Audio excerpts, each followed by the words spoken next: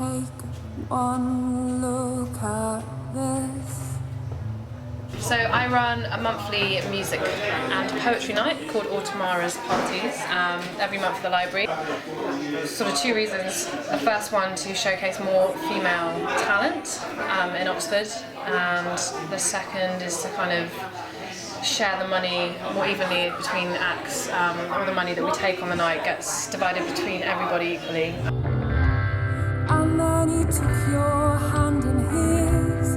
You can see. You know, a lot of gigs I go to, the promoter will say, you can get £1 after you sell 30 tickets. I'm like, that doesn't really work for me.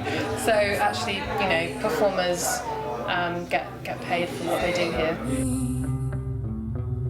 Now he's in me.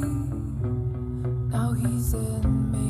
No, I think it's great what Tamara's doing, especially because so often you'll go to a gig and it'll be, you know, all men, and no one will notice because it's kind of normal to see that. Yeah, and it's not like I'm saying, oh, I'm just going to stick a bunch of women on the bill to make it diverse. Like, it's with merit, you know, they're talented performers. It's a small thing I'm doing, and I'm kind of addressing, you know, quite a big issue really, but I think everyone could do maybe a little bit more to kind of make it a more diverse scene, a diverse music scene. She slept in a violin case smoking rosin. She lost all pleasurable sensation in her ears. She drank to forget. She drank to remember where she'd left her bike. I met her during the winter. She said, I need someone to save me. I did what any sensible person would have done. I did what any sensible person would have done.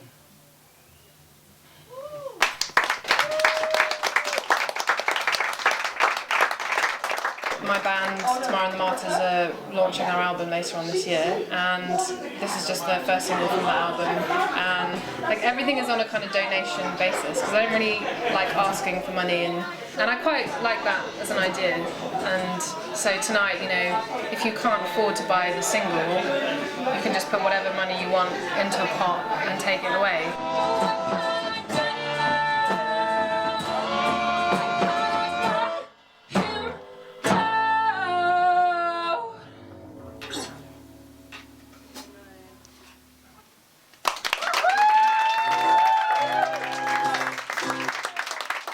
The nice thing about the library is that we can do a really good acoustic night, and people always come down and listen, really atmospheric and a kind of attentive audience, so it's a good space for acoustic. I want to raise goats and lambs. I want to be a rural man.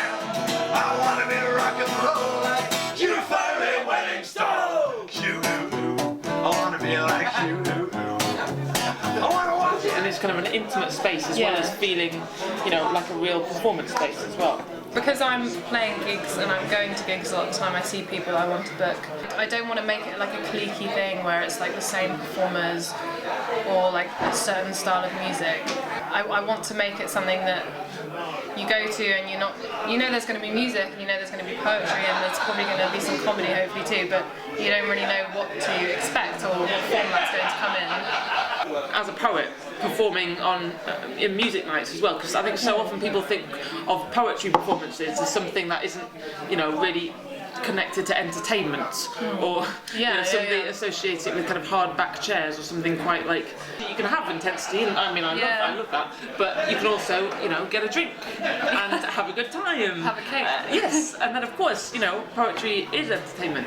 If you want to play in a really cosy environment where people are going to listen to your music or your poetry, then like got to get in contact.